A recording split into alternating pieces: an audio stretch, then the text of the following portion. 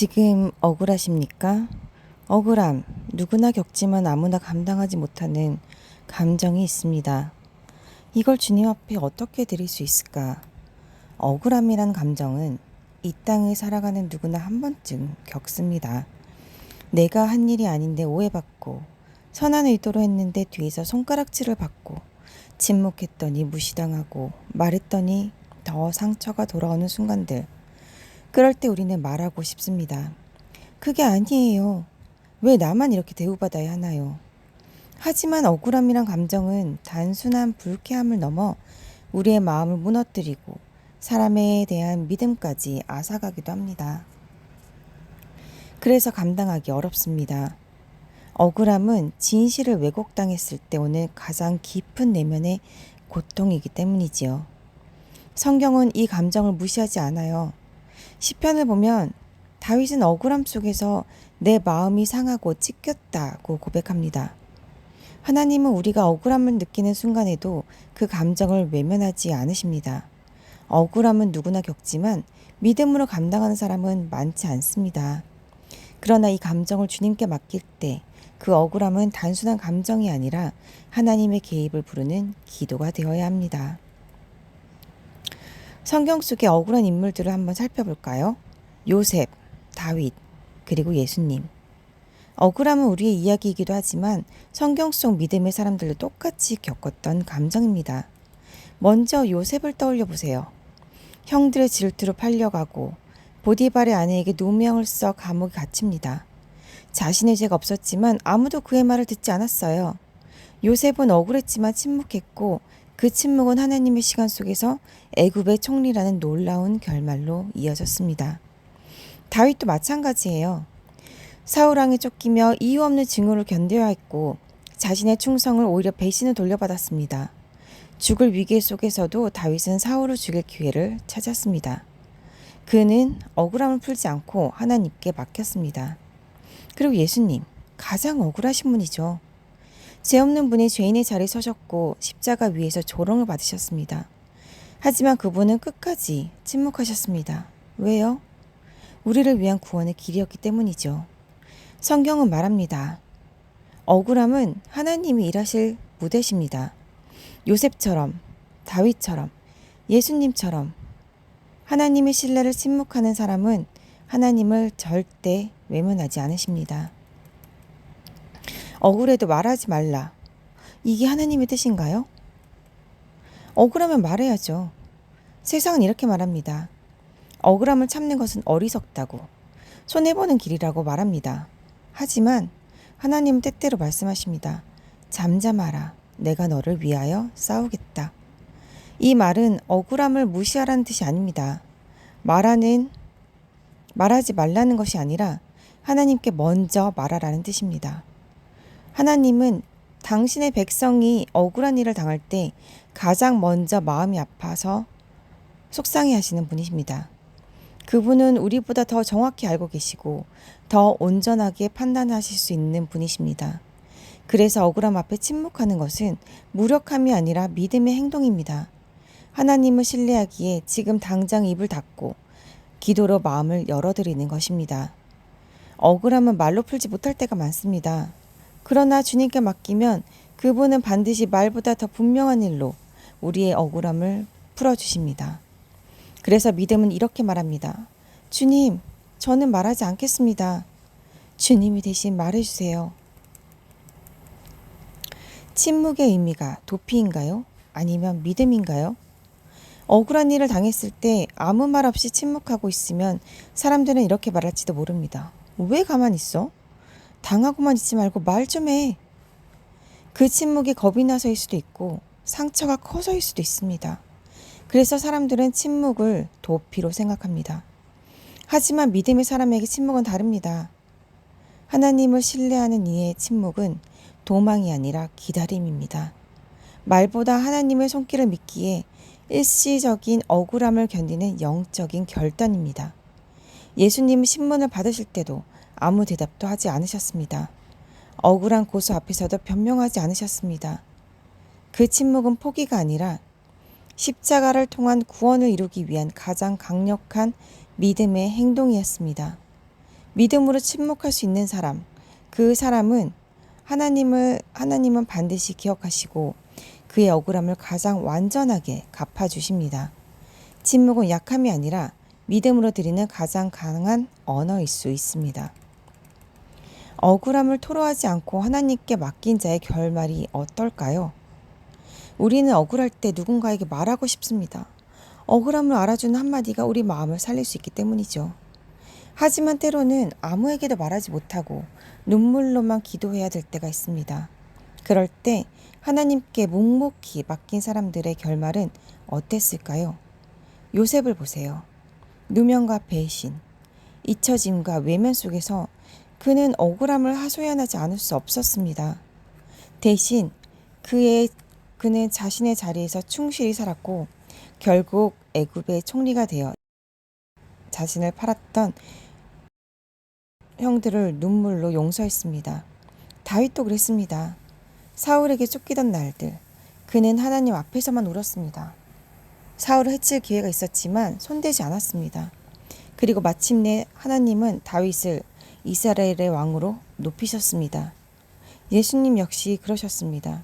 십자가 위에서 아버지여 저들을 용서하소서라고 하신 그분, 그 침묵과 용서가 바로 우리를 살린 구원이 되었습니다. 억울함을 하나님께 맡긴 사람들의 공통점은 이것입니다. 결국 하나님은 더 크게 책임지셨다. 지금 억울함 속에 있다면 말하지 않아도 됩니다. 기도로 하나님께 맡기세요.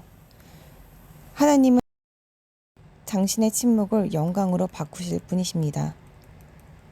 억울함을 하나님께 맡기는 방법이 무엇이 있을까요? 억울한 일을 겪었을 때 하나님께 맡기라는 말을 들으면 마음속에 이런 질문이 떠오릅니다. 어떻게 맡기죠? 그냥 가만히 있으면 되나요? 맞습니다. 그냥 참는 것처럼 보일 수 있지만 하지만 진짜로 하나님께 맡기는 것은 단순한 침묵이나 인내가 아닙니다. 믿음으로 반응하는 연습입니다. 먼저 감정을 솔직히 하나님께 털어놓으세요. 하나님, 저 너무 억울해요. 속이 터질 것 같아요. 이 고백은 불신앙이 아닙니다. 진심을 담은 기도는 하나님께 닿습니다. 두 번째, 하나님 앞에서 나를 지키는 것입니다. 억울함이 내 마음을 무너지게 하지 않도록 말과 행동을 절제하고 내 안의 분노가 죄로 번지지 않도록 하나님께 도움을 구해야 합니다. 세 번째, 말씀은 붙드는 것입니다. 원수가 갚는 것이 내게 있으니 내가 갚으리라. 하나님의 약속을 신뢰하며 내가 아니라 하나님이 일하시도록 내어드리는 것, 그게 맡기는 믿음입니다. 억울함은 내가 해결하지 않기로 결정한 순간 하나님께서 일하시기 시작합니다. 하나님, 제가 멈추겠습니다. 이제 주님이 일해주세요. 이 고백이 오늘 우리를 살릴 믿음입니다. 하나님 책임지시는 방식, 회복, 보상, 영적 성숙입니다. 하나님께 맡긴 억울함, 그 후에 하나님은 어떻게 책임지실까요? 우리 생각엔 그 사람이 내게 사과해야지. 잃어버린 명예나 기회가 바로 회복돼야지. 그럴 수 있습니다. 하지만 하나님의 방식은 더 크고 더 깊습니다. 첫 번째, 하나님은 회복으로 책임지십니다. 요셉은 잃었던 모든 것을 회복받았고 억울했던 시간보다 더 높은 자리로 올라갔습니다. 우리의 명예와 마음도 하나님 손에 맡겨질 때 가장 온전하게 회복됩니다. 둘째, 하나님은 보상으로 갚으십니다. 사람에게 못 받은 인정과 기회, 하나님은 전혀 다른 방식으로 보상하십니다. 억울했던 시간을 그냥 지나치지 않으십니다. 하나님은 공의로우신 분이시다는 말씀이 실제가 됩니다. 셋째, 하나님은 영적 성숙으로 보답하십니다. 억울함 속에서 믿음으로 반응하는 사람은 더 단단해지고 더 겸손해집니다. 그 마음에는 이제 상처 대신 하나님의 은혜가 자리 잡습니다. 세상의 책임은 일시적이지만 하나님의 책임은 영원한 변화를 만듭니다. 그래서 우리는 기대할 수 있습니다. 하나님은 일하실 것이기 때문입니다. 우리의 싸움은 주님의 싸움입니다. 억울한 일을 당했을 때 우리 마음은 이렇게 외칩니다. 이건 너무 불공평해요. 나 혼자 이렇게 상처받는 게 말이 되나요? 이 순간 꼭 기억해야 할 진리가 있습니다. 이 싸움은 나의 싸움이 아니라 주님의 싸움입니다. 성경은 분명히 말합니다. 너희는 가만히 있어 여호와께 너희를 위하여 싸우시는 것을 보라. 출애굽기 14장 14절 말씀. 우리가 직접 나서서 말하지 않아도 억울함을 변호하지 않아도 하나님은 우리를 위해 싸우시는 분이십니다. 다윗이 그랬습니다. 그는 사울에게 쫓기면서도 끝까지 복수하지 않았습니다. 왜냐하면 그는 알았습니다. 이 싸움은 하나님께 속한 것이다. 하나님은 다윗의 그 믿음을 보시고 그를 이스라엘의 왕으로 세우셨습니다. 우리도 마찬가지입니다. 지금 억울한 상황이 있더라도 나가서 싸우지 말고 하나님께 맡기세요. 그분은 공의로우시고 재판장이시며 우리를 위해 가장 정확하게 일하시는 전능하신 변호사이십니다. 우리가 멈출 때 하나님이 싸우십니다. 지금 억울하다면 이 말씀을 붙들어 보세요.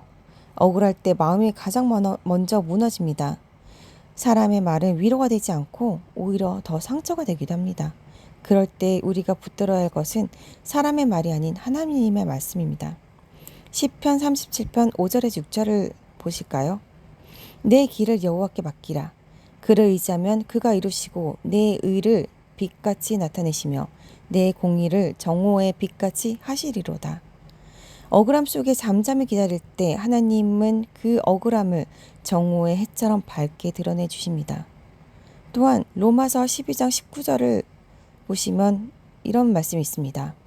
내 사랑하는 자들아 너희가 친히 원수를 갚지 말고 하나님께 맡기라. 기록되었을 때 원수 갚는 것이 내게 있으니 내가 갚으리라 하셨느니라.